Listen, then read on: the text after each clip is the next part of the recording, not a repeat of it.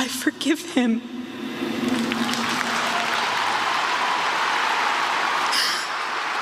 Asked for advice. Charlie replied, the left. I call it the radical left. I call it sometimes the radical left lunatics.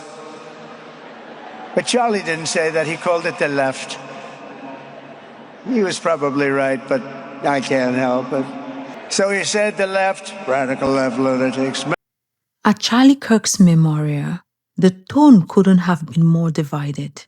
While Donald Trump and Tucker Carlson fired up the crowd with anger, politics, and cultural wars, Erika Kirk, Charlie's widow, stood on the same stage and delivered something radically different.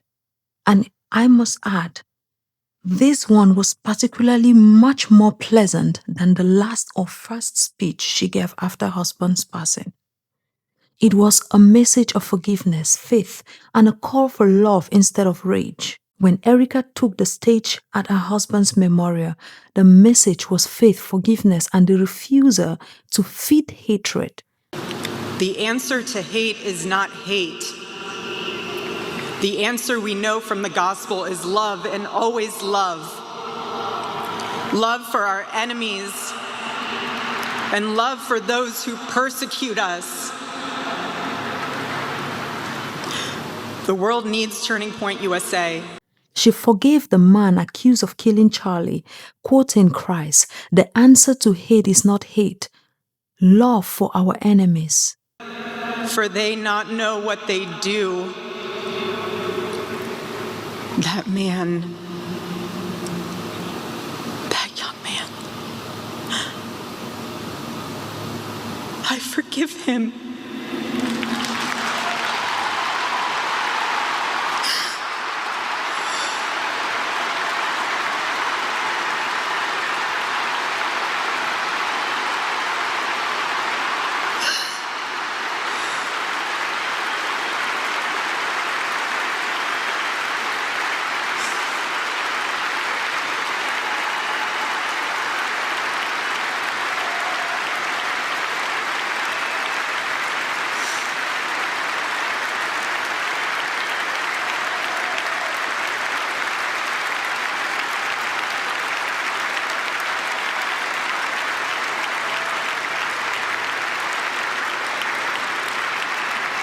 I forgive him because it was what Christ did and is what Charlie would do.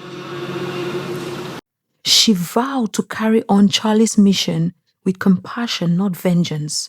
But just moments later, Donald Trump stepped up with a different rhetoric, naming Charlie a martyr, declaring that Charlie's murder was an attack on our entire nation, and admitting, "I hate my opponents, I do not want the best for them."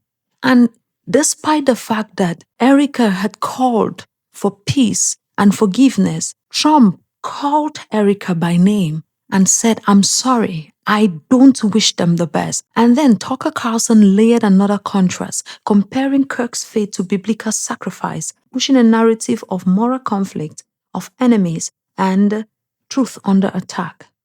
In this video, we compare these three messages, but first, we are going to look deeply into Erika's message and how she made an attempt to bring peace and a level of unity, a position that was supposed to be that of the President of the United States, but never mind.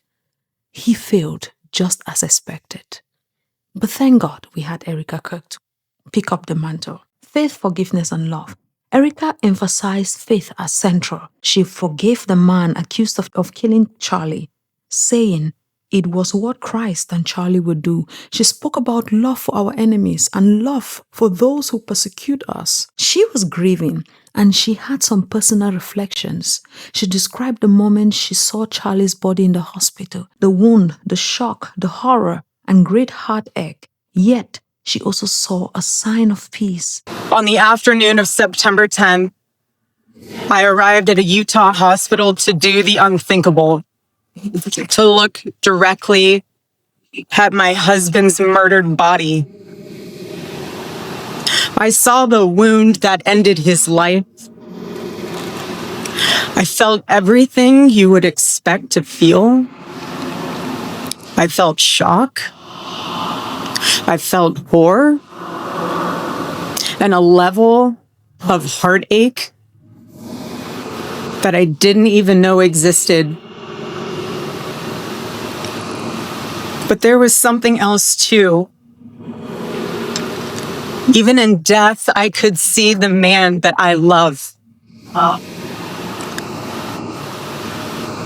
I saw the one single gray hair on the side of his head.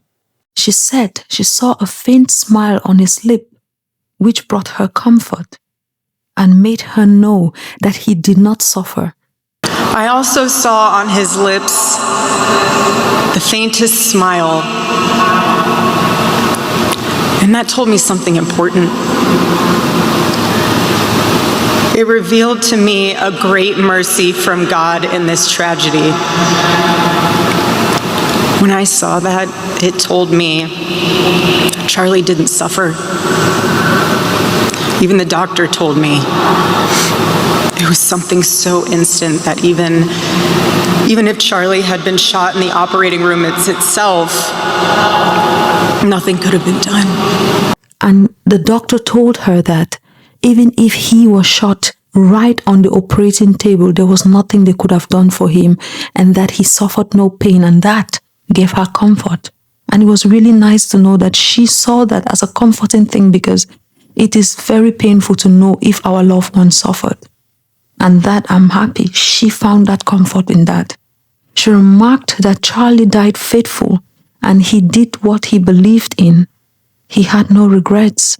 When she's talking about the legacy of her husband and the mission her husband started, she announced she was appointed CEO of Turning Point USA, and she pledged to carry forward Charlie's mission.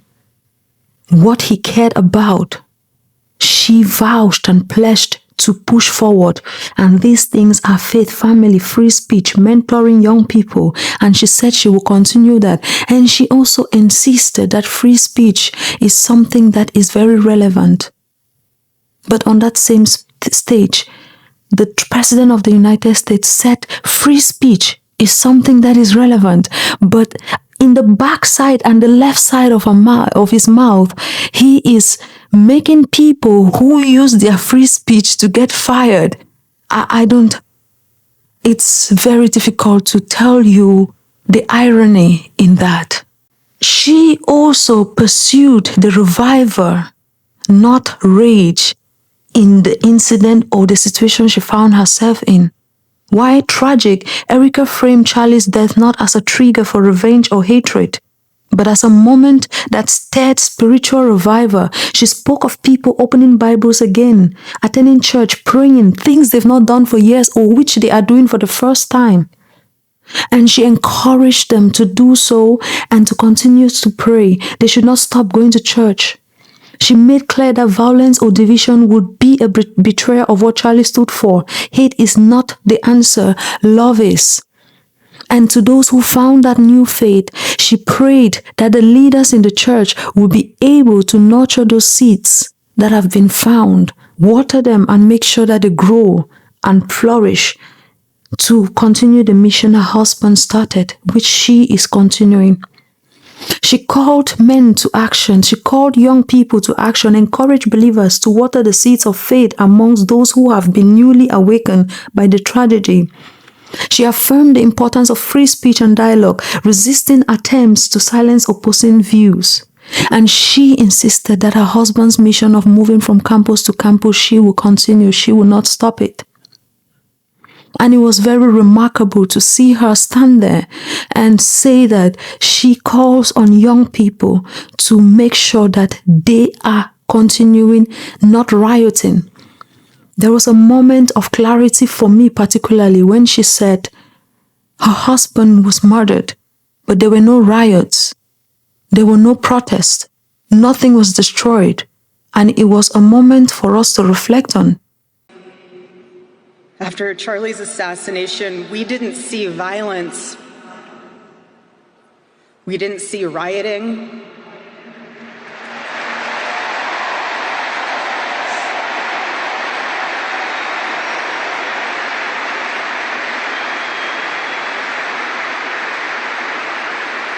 We didn't see revolution. Instead, we saw what my husband always prayed he would see in this country. We saw revival.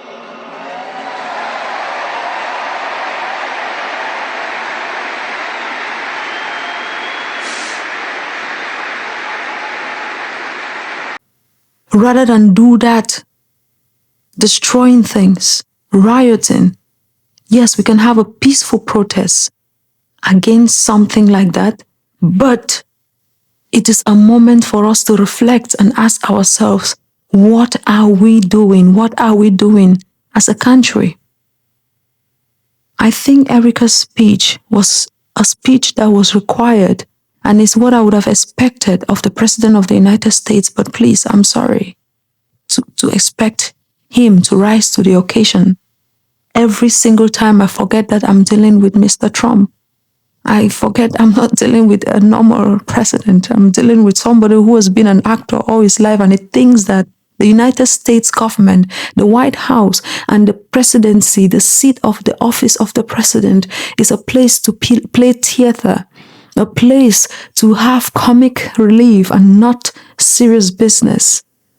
Every once and now and then, I forget myself and I think that I am expecting a president to speak, to act, or to do. Then I get the sad reminder that I'm dealing Mr. Trump, the actor. I don't know, what did you think of this speech of Erika? For me, it was way better than the first one she gave, because the first one she gave was like an infomercial. I think the pastor, her pastors, or whoever is guiding her must have tilted her towards the right path. It was painful to see her mourn her husband because it was very tragic. She had memories about her husband that were really beautiful and personal to her, and those were really lovely to see.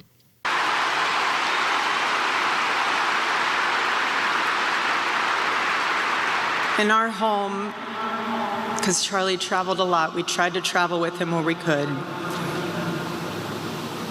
But I made sure that when Charlie returned from work, it was his sacred landing place, away from the worries of the world.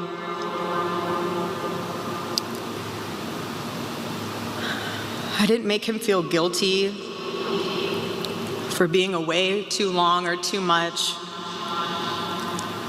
or getting home too late. I always told him, home is here for you, and it'll be ready for you. And I made it into this place where he wanted to be.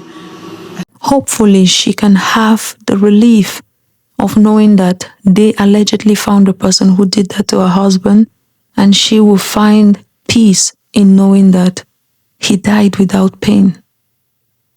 And hopefully, America can stop this rhetoric of hate and violence, despite the fact that the president himself is one of the people perpetrated it. I don't know what I'm talking about. You know what? I'll leave you. Until next time. Bye.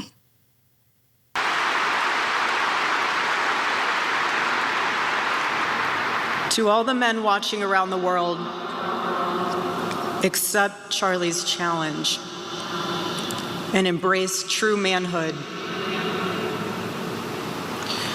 Be strong and courageous for your families.